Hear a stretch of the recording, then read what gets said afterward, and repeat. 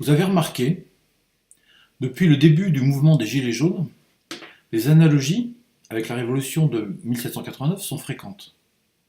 Très vite, on a entendu parler de cahiers de doléances ou bien d'états généraux. Des guillotines ont parfois surgi sur les ronds-points, des femmes se sont mises à porter des bonnets phrygiens. Un leader politique a aussi fait remarquer l'homonymie du révolutionnaire Jean-Baptiste Drouet, celui qui arrêta Louis XVI à Varennes, avec l'un des initiateurs du mouvement actuel, Éric Drouet, etc. Alors, est-ce que ça vous dirait qu'on y regarde de plus près? En effet, toutes ces comparaisons ont-elles un sens?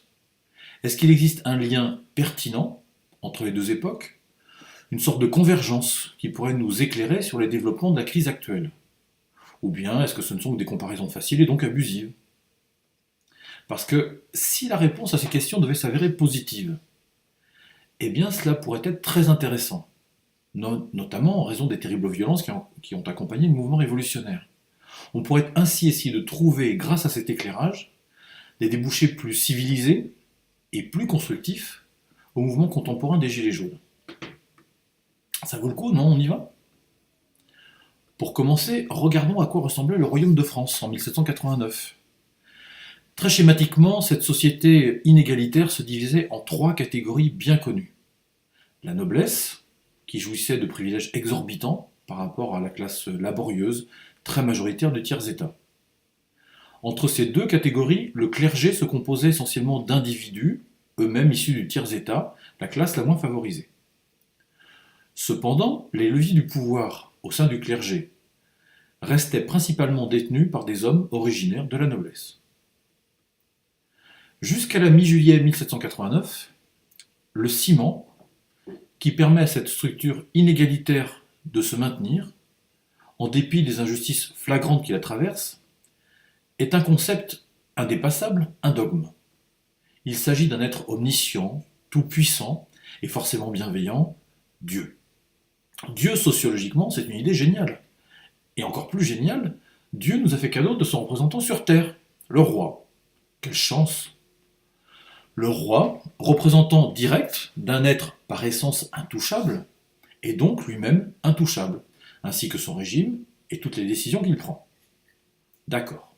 Mais bon, imaginons quand même que le tiers-état se mette soudain à douter de l'infaillibilité des décisions du roi. Imaginons que la base de cette pyramide commence à vaciller. Pas de problème. Le clergé est là pour, comme on dirait aujourd'hui, faire de la pédagogie. Car le clergé, au contact de ses ouailles, dimanche après dimanche, messe après messe, va rassurer le bon peuple sur l'équilibre divin, et donc nécessaire, de la société. En résumé, on dit au peuple que toutes ces inégalités ont un sens, puisque c'est bon Dieu qui les a voulues. C'est QFD. Bon, pas très réjouissant tout ça. Mais il est vrai que dès que la religion est dénaturée, pour devenir un instrument de pouvoir de l'homme sur l'homme, elle perd aussitôt tout aspect positif. Bon. Terminons quand même notre tour d'horizon de la société de 1789. Car enfin, pour que tout bon ciment tienne, il faut évidemment lui injecter un peu d'eau. Et cette eau que l'on distille dans les cerveaux de 1789, comme pour mieux les laver, c'est le sentiment de culpabilité. Et oui, à travers la confession, à travers la notion de péché, le clergé dit à tout un chacun ce qui est bien et ce qui est mal. Ainsi, le tiers-état est maintenu par la religion et son clergé dans un sentiment de culpabilité permanente afin de mieux l'infantiliser. Il va donc accepter taxes ou impôts divers sans jamais vraiment broncher. Pendant ce temps, la noblesse, souvent oisive, s'engraisse à ses dépens, jusqu'à ce que se produise la déflagration initiale et salutaire du 14 juillet 1789, dont nous sommes tous aujourd'hui les héritiers. Alors, est-ce que tout ça est bien fini? Dans notre société moderne de 2019, qu'y aurait-il de comparable avec le royaume de France sous Louis XVI? Est-ce que la structure sociale d'aujourd'hui serait toujours aussi inégalitaire? Et est-ce qu'il pourrait exister une nouvelle forme de noblesse, de clergé ou de tiers-état? Ça vous intéresse? Alors allons voir. Mais attention, ça va décoiffer. Dans un premier temps, il est assez facile de constater que les revendications majoritaires du mouvement des Gilets jaunes, à savoir le pouvoir d'achat, le poids de la fiscalité, le manque de considération par le pouvoir, La dénonciation des inégalités et des injustices, par exemple, correspondent à peu de choses près à celle des sans-culottes.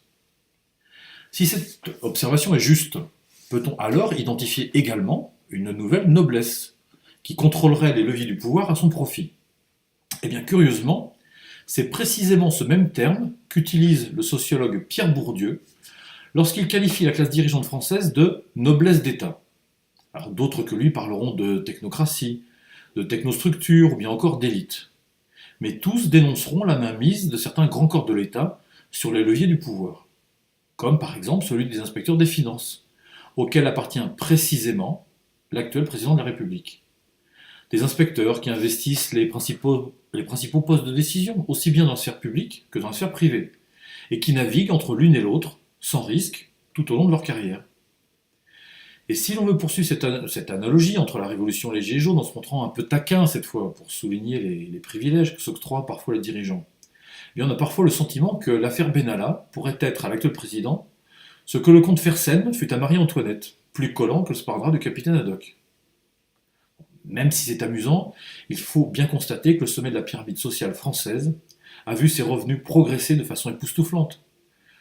Alors que dans les années 70, un écart moyen de 1 à 40 séparait les salaires les plus bas des plus élevés, eh bien aujourd'hui cet écart est passé de 1 à 400, soit 10 fois plus. Les inégalités n'ont donc pas cessé de s'accroître entre les différentes classes. Clairement, objectivement, les richesses sont de moins en moins bien réparties. Et là, on voit déjà ressurgir comme des relents de noblesse et de tiers-état. Dans ces conditions, qui par bien des aspects semblent similaires à celles de 1789, on peut alors se demander quel serait aujourd'hui le ciment qui permettrait à cette société française, donc objectivement de plus en plus inégalitaire, de se maintenir quand même. Eh bien aujourd'hui, si évidemment on ne se réfère plus au Dieu de 1789, alors quel est ce concept indépassable, ce fameux dogme qui donnera un sens au vivre ensemble? Eh bien avec un peu de réflexion, et assez logiquement, il apparaît très vite que ce nouveau Dieu existe bien. Il a juste changé de nom. Car ce nouveau Dieu s'appelle maintenant l'Europe. Oui, en effet, il est remarquable que lors de ses vœux du 31 décembre dernier, le président de la République ait proclamé, avec une lueur de transcendance dans les yeux, « Je crois en l'Europe ». Je crois en l'Europe. Bon. Il est alors facile et tentant d'intervertir Europe et Dieu dans cette phrase. Je crois en l'Europe, je crois en Dieu. Toutefois, en l'occurrence, au lieu de croire à l'Europe, on préférait que le président ait plutôt des certitudes à son sujet. Car attention, l'Union européenne que nous évoquons n'a plus grand-chose à voir avec celle de ses pères fondateurs dans l'après-guerre. L'Union d'aujourd'hui s'est bel et bien transformée en une Europe des marchés. Une Europe qui, au fil du temps, a abandonné bon nombre de ses ambitions humanistes en race campagne. Mais revenons à notre hypothèse d'un concept européen qui, aujourd'hui, se serait substitué à celui de concept divin. L'actuel président, semblable à un roi directement relié à Dieu, ne se présente-t-il pas lui-même à l'envi comme le représentant le plus déterminé du dogme européiste et comme son serviteur le plus zélé, et donc le plus docile? De nos jours, ne pas adhérer aux préceptes économiques d'une sacro-sainte Union européenne, osez dire que vous en doutez. Mais c'est se comporter en hérétique, en extrémiste. Au minimum, c'est ne pas se montrer raisonnable. Voyons enfin, l'Europe, quand même. Et la critiquer dans sa configuration actuelle, mais ce serait presque blasphémer. Pourtant, cette Europe sacralisée, que l'on a déifiée à dessein, c'est bien celle de M. Juncker, l'actuel président de la Commission européenne, n'est-ce pas? Un Jean-Claude Juncker, mis en cause dans l'affaire des Luxembourg Leaks, une affaire qui révèle de manière édifiante l'organisation de l'exil fiscal de plus de 1000 entreprises avec l'approbation de l'administration luxembourgeoise des impôts, dont il était le chef. C'est bien cette Europe des commissaires européens non élus qui, pourtant, bizarrement, dispose d'une autorité politique supérieure à celle de gouvernements qui, eux, ont été élus par leur peuple. Démocratie, démocratie. Vous avez dit démocratie? Nous parlons bien de cette Europe dont nous avons rejeté le projet de constitution en 2005, mais que nos élites politiques, dans leur grande sagesse, ont tout de même fini par nous imposer. De démocratie. Vous avez dit démocratie ? Il s'agit bien de cette Europe de l'austérité, qui administre à la Grèce depuis 2008 une purge effroyable, qui a vu le pays perdre un quart de son PIB, son chômage croître de 190%, la mortalité infantile augmenter de 42,8%, les suicides de 44% et les dépressions de 272%. L'Europe de la concurrence fiscale entre les États, qui permet ainsi l'évasion des plus grosses fortunes individuelles ou celles des multinationales, Carlos Ghosn aux Pays-Bas, des milliardaires en Belgique, certains GAFA en Irlande, etc. C'est aussi, enfin, l'Europe d'une concurrence organisée entre les travailleurs dans l'unique but de tirer les salaires vers le bas. Eh bien, le drapeau de cette Europe-là, qui est en réalité le drapeau du dogme européiste néolibéral. Un drapeau dressé au fronton de nos mairies, planté au cœur de notre Assemblée nationale. Dorénavant enroulé autour du drapeau tricolore de la République, comme un serpent qui cherchera à l'étouffer, eh bien ce drapeau que nous n'avons pas choisi finit par nous paraître aussi incongru et aussi dérangeant que s'il s'agissait d'une nouvelle croix ou d'un nouveau crucifix. Car oui, franchement, dévoyer le projet européen à ce point, ça énerve. Reprenons le fil de notre réflexion. En 1789, l'eau que l'on injecte dans le ciment de la religion, pour mieux solidifier l'édifice social, s'appelle donc la culpabilité. Et en 2019, quelle est la nouvelle culpabilité que nous distillerait la religion européiste des marchés ? Mais voyons bien sûr, mais c'est la dette. À ce propos, il est intéressant de noter que, curieusement, en allemand, dette et culpabilité ne sont qu'un seul et même mot, dit Schuld. C'est drôle, non ? Par ailleurs, cette nouvelle culpabilité peut prendre plusieurs formes. Elle peut s'appeler le triple A, les 3% de déficit, le réchauffement climatique, le chômage, la transition écologique, la fin du monde, etc. Bref, autant de réalités qu'il nous faut prendre en compte, mais qui, là, sont instrumentalisées et donc travesties pour mieux justifier que l'on nous fasse encore un peu plus les poches. En résumé, la dette, cette nouvelle culpabilité, est venue s'abattre sur nos têtes et sur nos consciences, ainsi que sur celles de nos enfants, puis celles des générations à venir, tant elle est énorme, à tout jamais insurmontable, indépassable. Et malheur à celui qui voudrait la contester. Il lui sera répondu que, pour la combattre, il n'existe pas d'autre politique, pas d'autre système économique, pas d'autre système de pensée. C'est impossible. Tina, comme disait Margaret Thatcher, Tina, c'est There is no alternative. Quelle fable. Mais ceux-là même qui défendent ce système, en le présentant comme l'unique débouché possible, ont-ils seulement conscience que tout ce qu'ils nous en disent, eh bien c'est que le néolibéralisme, ce n'est rien de plus qu'un cul-de-sac de la pensée, c'est tout. Mais bon, nos pseudo-élites auraient tort de se gêner, parce que jusqu'à maintenant, la fable de la dette, ça marche. Ça marche même très bien. Et si ça marche, c'est peut-être qu'il existe un nouveau clergé, chargé de la fameuse pédagogie de cette pensée unique et donc indépassable. Alors, entre parenthèses, le terme de pédagogie que nous gouvernants ne cesse de ressasser implique forcément une relation de maître à élève, une relation de maître à enfant, une relation de maître à subordonné. Élève, enfant, subordonné. Vu sous cet angle, la fameuse pédagogie des gouvernants, est-ce qu'elle vous convient toujours ? Et nos gouvernants, se prendraient-ils donc pour nos maîtres ? On croyait pourtant que ministre, étymologiquement, venait du latin ministère, formé depuis la racine minus, qui signifie inférieur, et que donc, littéralement, ministre signifiait serviteur. C'est amusant comme les rôles peuvent s'inverser parfois.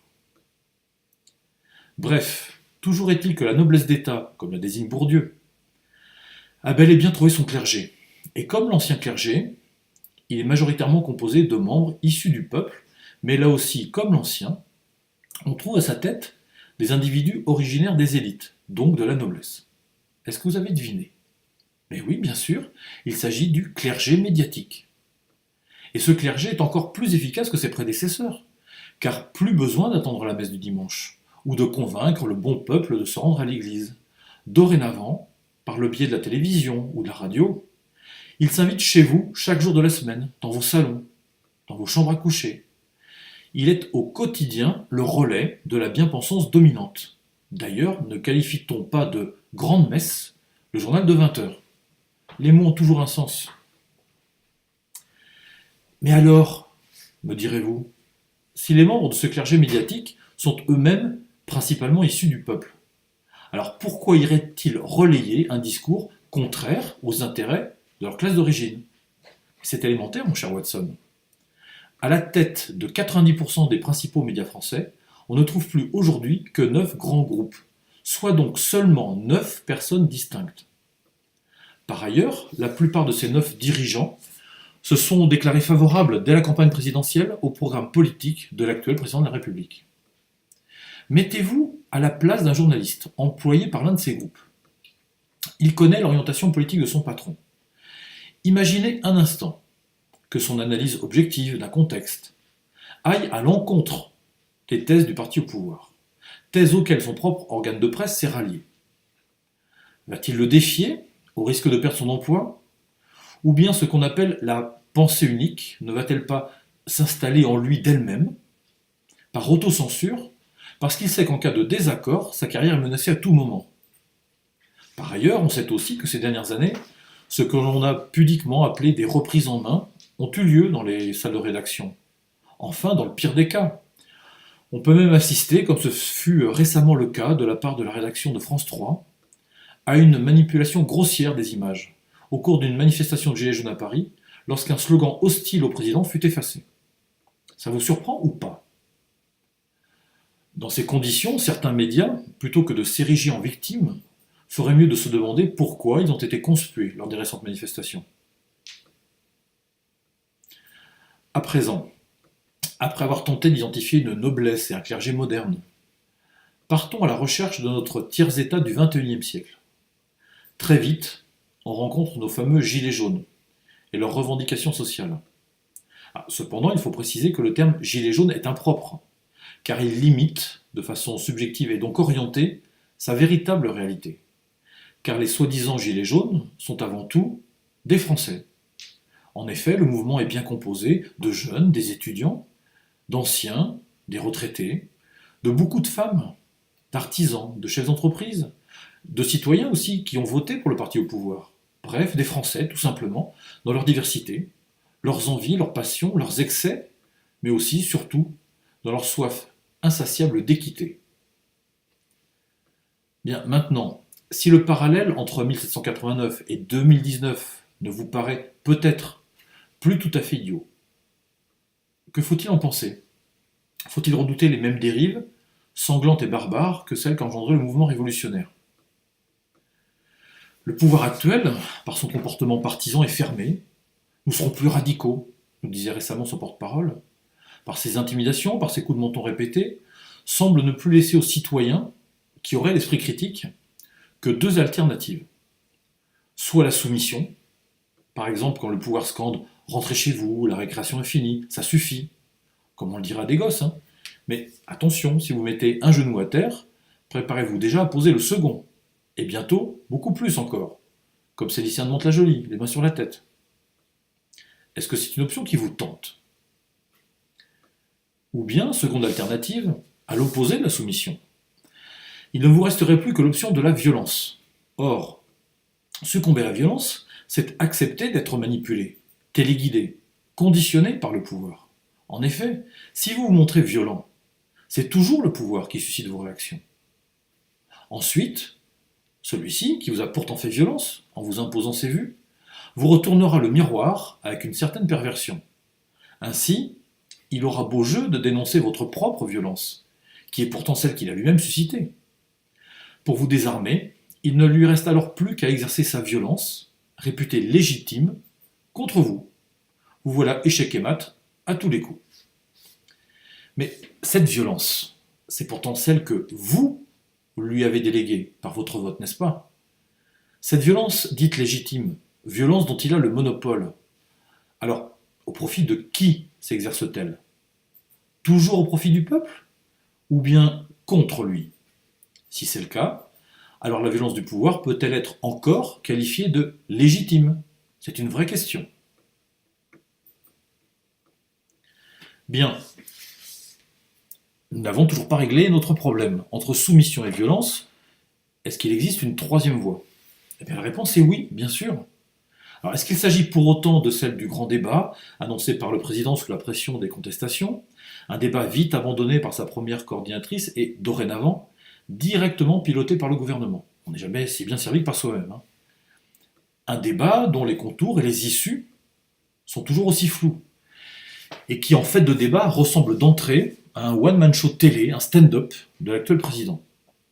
Évidemment non, car ce rendez-vous ne peut être qu'une hypocrisie, une tartufferie absolue, dans la mesure où le pouvoir connaît depuis longtemps les revendications majoritaires des manifestants. Accepter un débat dont le cadre et l'issue seraient dictés par le pouvoir en place, ce serait accepter de se soumettre, encore et toujours, à ses vues. Par ailleurs, le pouvoir en place n'a aucune espèce d'intérêt à répondre aux demandes qui lui seront faites. Il s'agit juste pour lui, à minima, de gagner du temps. Mais plus encore, son objectif est de faire croire à ceux qui accepteront ce pseudo-dialogue qu'ils auront émis des choix. En réalité, le seul choix disponible sera celui du type des chaînes qui vous seront imposées. Des chaînes qui toutes seront évidemment à la convenance du pouvoir en place. Non, si un débat doit avoir lieu, et c'est bien le dialogue qu'il faut privilégier, celui-ci doit se dérouler sans pilotage vertical, sans téléguidage par le pouvoir en place. Car ceux qui lui ont confié le pouvoir, c'est-à-dire le peuple, ceux-là même ont précisément besoin d'en débattre. Entre citoyens français, tout simplement. Par son vote, le peuple a confié le pouvoir à un parti. Par son vote, il peut le lui reprendre. Sans soumission et sans violence. Et ce d'autant plus lorsque de 60 à 80% d'une population soutiennent un mouvement de contestation. Dans ces proportions larges, sa légitimité alors évidente ne saurait être remise en question. C'est donc au peuple souverain de choisir cette troisième voie du débat, par lui-même et pour lui-même. Pendant cette période de transition, il convient donc d'assécher le parti en place de son pouvoir, puisque, manifestement, ce dernier ne souhaite pas s'en démettre de lui-même. C'est donc aux citoyens libres d'organiser leur propre débat, de se tourner vers leurs élus locaux, notamment les maires, pour les associer à l'organisation de leur concertation. De ces assemblées locales doivent pouvoir émerger des tendances, des lignes directrices. On doit pouvoir y élire des représentants qui, à terme, pourraient par exemple venir jeter les bases au niveau national d'une future assemblée constituante. En résumé, débattre et choisir par soi-même, pour soi-même, avec un projet de société véritablement décidé et construit depuis la base. Finalement, à l'issue d'un processus démocratique de ce type, le peuple souverain pourrait enfin dire « voilà ce que nous voulons vraiment », tout en conciliant démocratie directe et représentative. De cette façon, le peuple est et reste souverain, le peuple a donné, le peuple reprend. Ceux qu'il a élus demeurent à son service, et pas l'inverse. Car si les dirigeants sont véritablement là pour leur peuple, s'ils sont les premiers garants de la démocratie, en quoi cela pourrait-il les gêner de remettre leur mandat en jeu? En quoi cela pourrait-il gêner un démocrate sincère d'appeler au vote, pour ensuite mieux en tirer sa légitimité? En cas de refus, la seule explication plausible ne pourrait être alors que celle du calcul politicien, ou pire encore, celle de vouloir conserver coûte que coûte un pouvoir et les privilèges qui s'y rattachent. En 2010, dans son essai devenu célèbre, Stéphane Hessel nous disait « Indignez-vous ». Mais 9 ans plus tard, l'heure n'est plus à l'indignation. Le temps est venu d'une nouvelle phase, car ce n'est plus « indignez-vous » qu'il faut clamer, mais « émancipez-vous ». Émancipez-vous des dogmes. Émancipez-vous de la culpabilité qu'on souhaite vous voir endosser. Émancipez-vous d'une pensée faussement indépassable, que d'autres cherchent à vous imposer, à leur profit évidemment. Émancipez-vous de cette pédagogie du maître aux élèves. N'attendez plus l'onction d'un dirigeant faussement omniscient et tout-puissant. N'attendez plus ce qu'il faut penser de certains médias qui ne se comporteraient pas ou plus comme des contre-pouvoirs. Dans un esprit de désobéissance citoyenne, responsable et non violent, émancipez-vous. Pensez par vous-même. Si besoin, comme en 1789, créez vos propres médias. Certains ont déjà commencé de le faire. Décidez librement, avec audace, par vous-même et pour vous-même. Sans soumission et sans violence, une troisième voie existe. Réfléchissez, lisez, créez, imaginez. Car où sont les inventeurs? Où sont les grandes découvertes? Où sont les grands projets collectifs? Que sont devenus les grands espoirs? Est-ce qu'ils ont tous été passés à la moulinette du toujours moins de l'économie néolibérale? Oui, tout en restant fidèle aux principes de liberté, d'égalité et de fraternité républicaine, accordez-vous le droit d'être libre, émancipez-vous.